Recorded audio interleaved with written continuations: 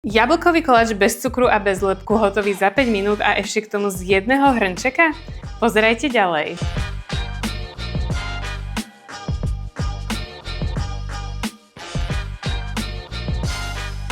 Na tento recept budeme potrebovať jeden hrnček, samozrejme vajíčko, trošku prášku do pečiva, mletý mak, jablko, ale iba štvrťku, kokosový olej a čakankový sirup, ktorý bude slúžiť ako sladidlo.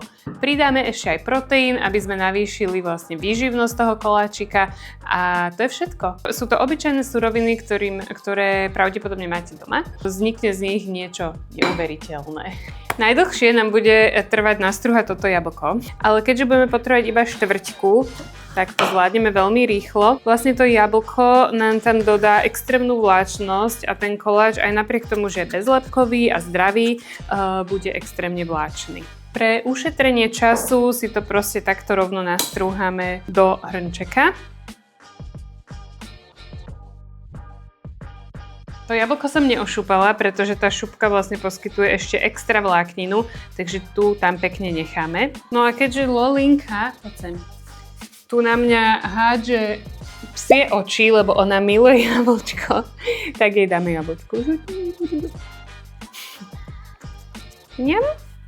No, pokračujeme. Do toho jablka vlastne teraz vyklepneme jedno celé vajíčko. Takto rozmiešame poriadne. Vlastne vajíčko tomu dá tú štruktúru a vďaka tomu to celé drží pokope. Ďalej dáme ďalšie mokré suroviny a to je tento kokosový olej, ktorý mi nejde otvoriť. Poprosím pána kameramana, aby otvoril. Ďakujem, neviem, čo by som si počala. Dáme tam jednu čajovú lyžičku toho oleja, len aby sa nám to nelepilo a proste bolo také chutenejšie.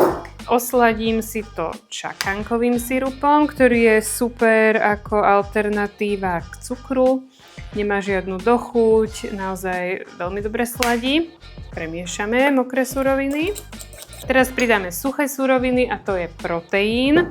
Ja mám vanilkový, použijeme len pol odmerky. V podstate je to tiež iba na to, aby sme pridali bielkoviny do tohto koláčika, aby bol ešte viacej výživný. No a hviezdou tohto koláča je mletý mak, ktorý mi nejde otvoriť. Pán kameraman musí zakročiť znovu. Ďakujem pekne. No a ten tam vlastne dáme dve takéto kvázi zarovnané polievkové lyžice. Je ho tam akože dosť, ale vlastne mak nám v tomto recepte slúži práve namiesto tej múky.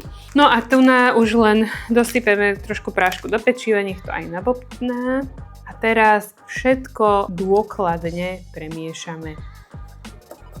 Ako vidíte, bolo to fakt dokopy asi 3 minútky a ešte nám ostávajú 2 minúty na upečenie tohto koláča, tak poďme na to. Vidličko alebo lyžičko sme očistili tie boky, aby sa nám to nelepilo a teraz to šupneme do môjho obľúbeného stroja a to je mikrovlnka. Ťup! Nastavili sme to tak zhruba na 2 minútky, budem to pravidelne kontrolovať a keď to začne sa odliepať z tých okrajov, tak vtedy viem, že ten koláč je hotový. Zatiaľ si nachystám tanierik, nachystám si asi aj nejakú polevu, lebo cítim, že by to mohlo byť dobré s tým.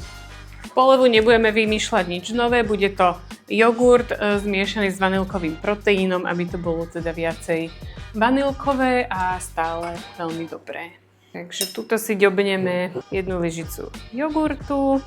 Čo je super na tomto, že ten koláčik je jednoporciový, čiže čo si navaríte, to si aj zjete a nemusíte potom jesť celý plech. Toto si rozmiešame a to nám bude slúžiť ako topping na ten koláč. Neviem ako vy, ale ja som extrémnym zástancom takýchto rýchlych receptov, pretože naozaj nemám nervy na to mať rozbombardovanú celú kuchyňu a hlavne, keď naozaj z jedného hrnčeka nemôže byť nič jednoduchšie.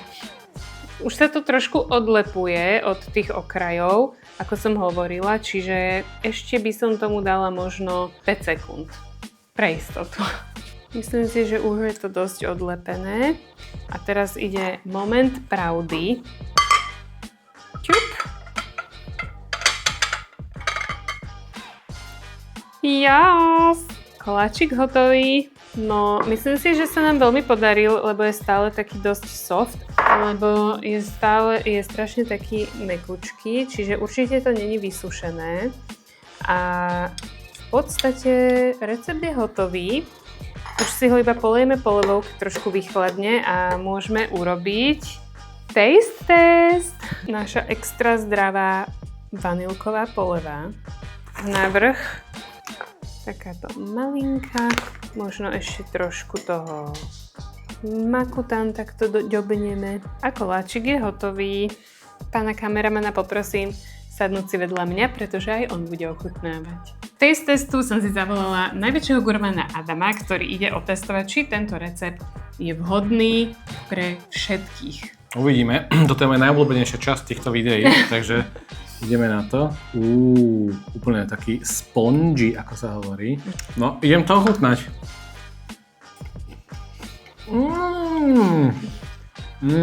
To je fakt dobré.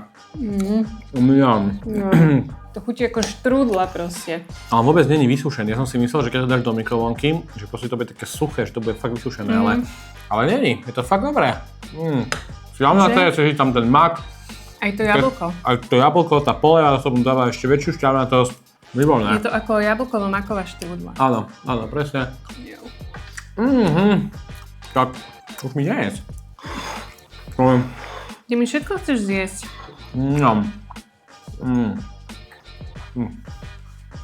Počúvajte, to je fakt, že výborné. Tam nie je ani kúsok cukru. Nie. Že? To je úplne bez cukru. Naozaj, že ak chcete dezert, ktorý je bez cukru, byť svalnatý, tak si dajte toto, lebo je to aj vysokoproteínové a naozaj to taký ten dezertný feeling má, chutí to veľmi dobre, je to sladké. Čo ja si dopriať? Je to za 5 minút hotové. Z jedného hrnčeka literálne nemusíš umývať riady. No za mňa ako... Koľko dávaš bodov? No určite dávam 10. Zase dávam 10. Čo k tomu dodať? Som proste queen of kuchyňa. Uvidíme na budúce, koľko dám bodov, ale... to je vynikajúce. Ale už mi nechaj, nie? Trošku. Nie? Nie. Aha! Čauka. Nezabudnite dať tomuto videu like, dať odber môjmu kanálu a môžete sa tešiť na ďalšie fantastické recepty, ktoré určite Adam ohodnotí 10 z 10. Ďakujem tam!